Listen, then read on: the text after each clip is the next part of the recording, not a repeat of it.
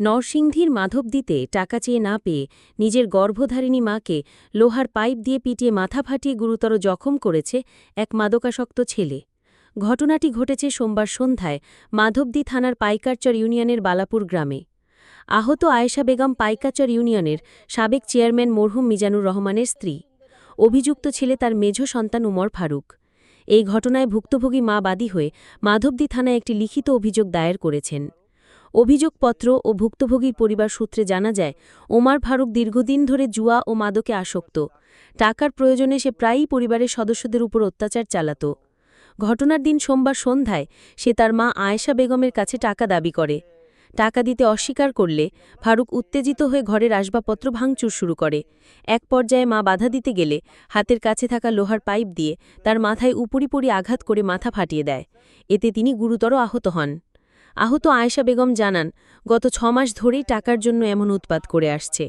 ঘটনার দিন ঘরের জিনিসপত্র ভাঙচুর করছিল, আমি বাধা দিলে সে আমাকেই মেরে মাথা ফাটিয়ে দেয়। আয়েশা বেগমের ছোট ছেলে আলী হোসেন বলেন, সে গত ১০ বছর ধরে মাদক ও জুয়ার সাথে জড়িত। এ পর্যন্ত আমরা তাকে প্রায় ১০ লক্ষ টাকা দিয়েছি, কিন্তু তার চাহিদা পূরণ হয়নি।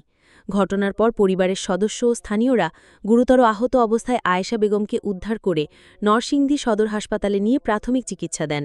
পরে এ ঘটনায় প্রতিকার চেয়ে তিনি মাধবদী থানায় একটি লিখিত অভিযোগ দায়ের করেন।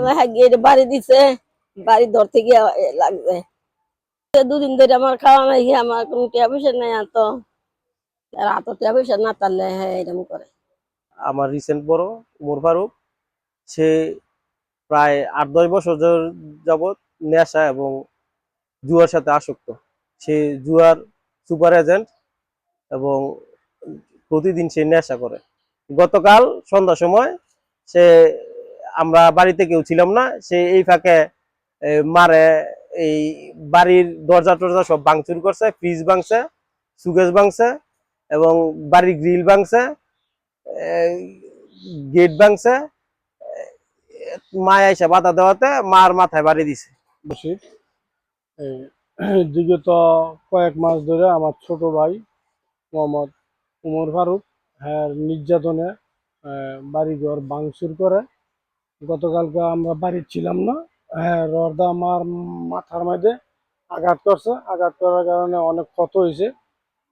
নরসিংদী সদর হাসপাতাল নিয়ে গেছিলাম। নিয়ে যাওয়ার পরে ওইখানে ডাক্তারে দিয়ে সিলি করছে 5টা, অনেক ক্ষত হয়েছে। আঘাত করছে, আমি খবর শুই না বাড়িতে আসছি, মারে এসে পাই নাই, মাকে হাসপাতাল নেওয়া হয়েছে।